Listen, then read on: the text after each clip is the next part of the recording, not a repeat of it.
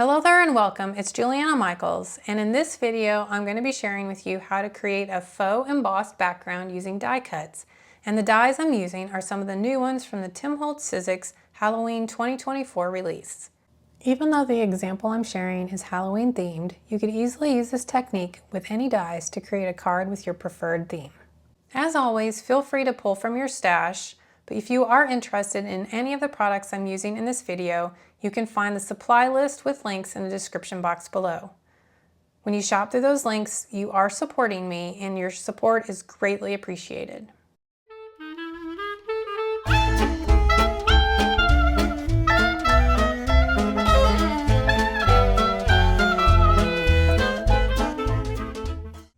In this card, I'm going to be using some of the new Holtz Sizzix Halloween 2024 die sets. These are all back from the vault designs, which means that Tim went back and put together sets curated from some of his most popular and favorite retired Halloween dies. So for this, I'm going to be using Vault Wicked, Vault Foliage Wreath, Vault Fright Night, and Vault Portraits. I'm going to be using these to create a faux embossed background along with the focal point of my card. The stamp set I'm going to be using is Life of the Party stamp set just for the sentiments here, but any sentiment stamp sets would work. So the papers I'm going to be working with are black Kraft stock, so that's the Kraft on the back and the black on the front.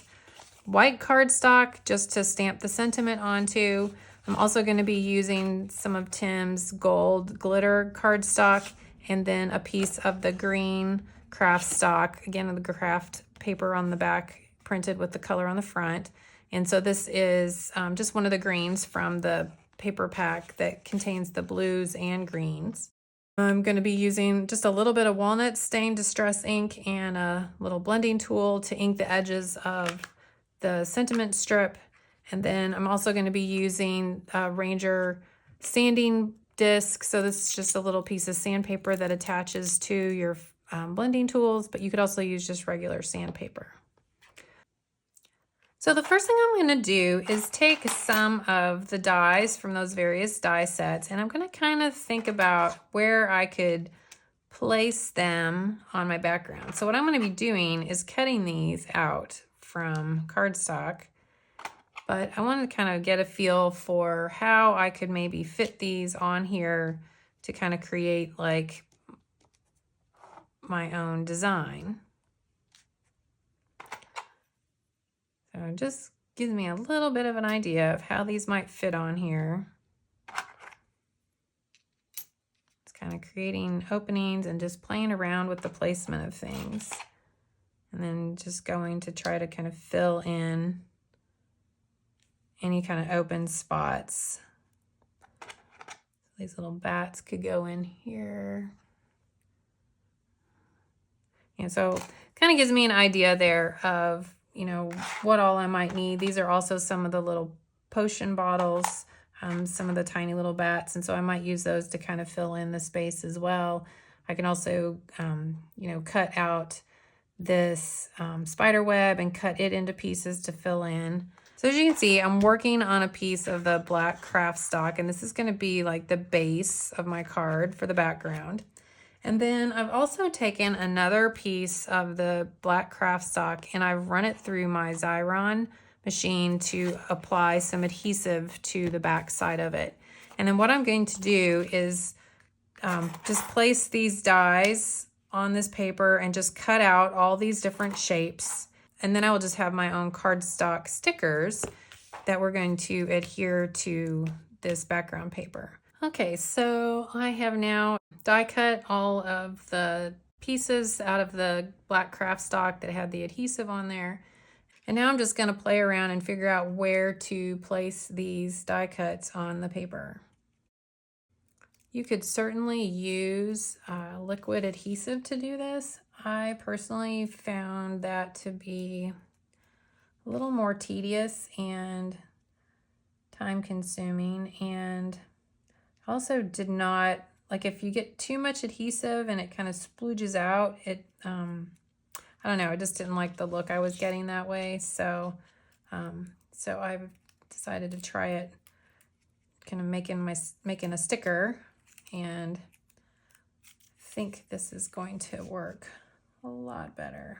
So you just kind of want to make sure that you have die cut enough pieces to fill it all in. So if you end up needing to die cut some more, you could.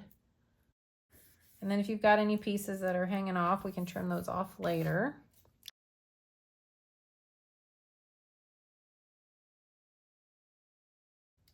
And there I'm just kind of putting that sticker backing back on there so it just doesn't stick to everything while I continue to fill this in. And you're not totally sure, you can kind of pull back just part of the lining and just kind of make sure you've got it where you want it. And you can kind of get it started there and then push it down and then peel off the rest of it.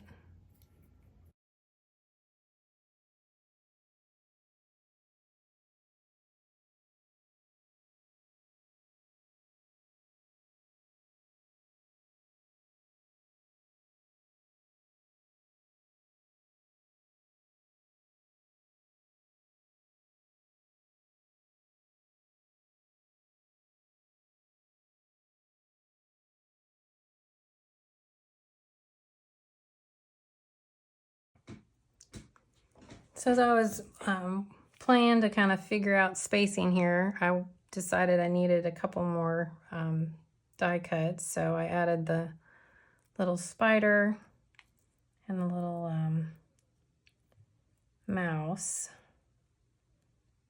And I'm just gonna take my scissors and just trim off a little bit there on this.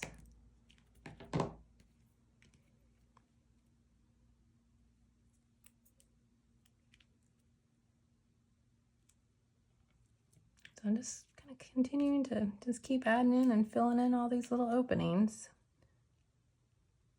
And you could certainly, mix and match any of the shapes from any of the die sets to do this, or any die set that you might have.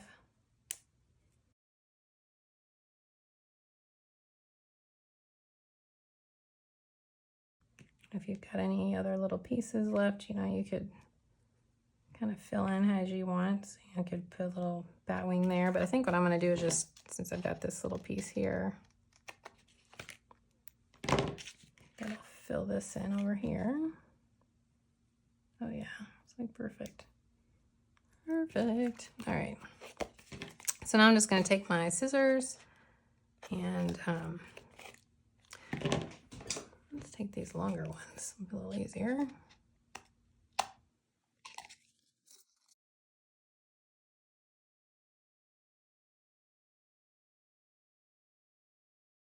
Now for the fun part, we're gonna make this. So that looks like a faux embossed background. Like if you didn't know any better, you might think I had used an embossing folder to create this background. So, to get this effect, all you need to do is use the same color background and the same color to do the die cutting, and then adhere them together like this, and you've got your own faux embossed background. I'm going to take this one step further and do some sanding, which will help add some highlights and kind of bring this design to life. So to do that, I'm just going to very lightly rub my sanding disc over the die cuts and just kind of going in little different directions here and there, just trying to, so what that's doing is just removing some of that top layer of that cardstock. So it's removing some of that black layer that, and then that is going to, that's revealing that Kraft paper that's underneath there.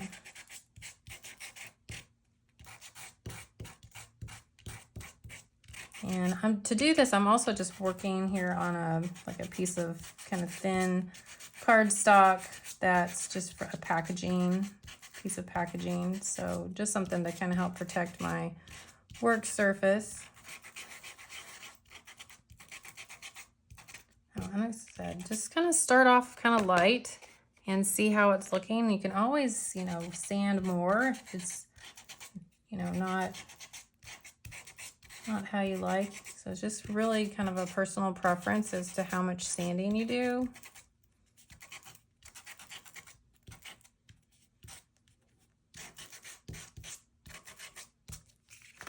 There we are. And then now I'm going to kind of also a little sanding around the edges here as well.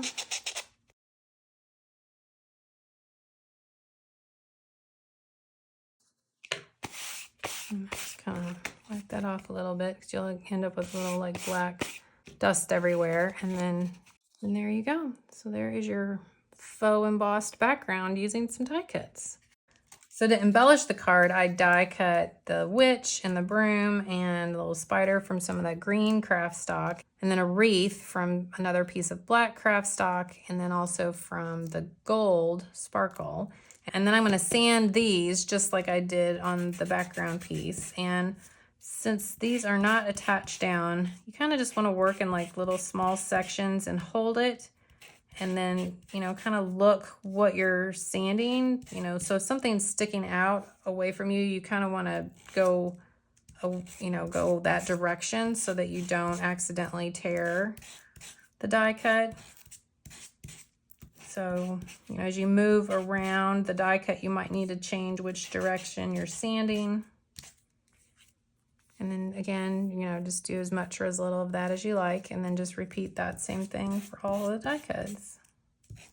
And you just want to be really careful on these, on the legs and the feet, the arms and the hands, because those are pretty thin little pieces. So just make sure you're holding it really well when you go along those sections, and then make sure you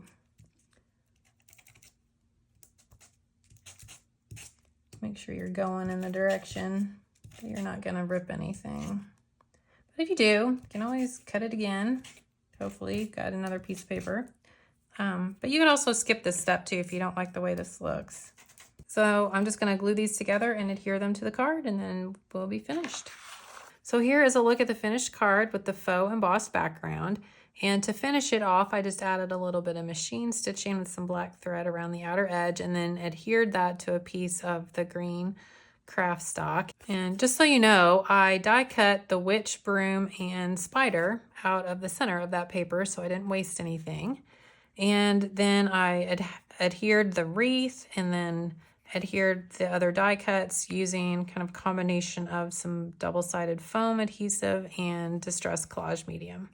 I hope you enjoyed seeing how this card came together using the new Holtz Sizzix 2024 Halloween release, and how to create your own faux embossed background using die cuts. Thanks so much for watching. Don't forget to hit the subscribe button so you can join me on a more regular basis.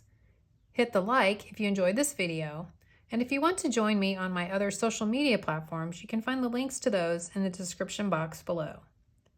Also, feel free to leave me a comment if you have any questions or if there's something you'd love to share with me and our community. I'll see you in the comments below and in the next video. Until next time, stay crafty, my friend.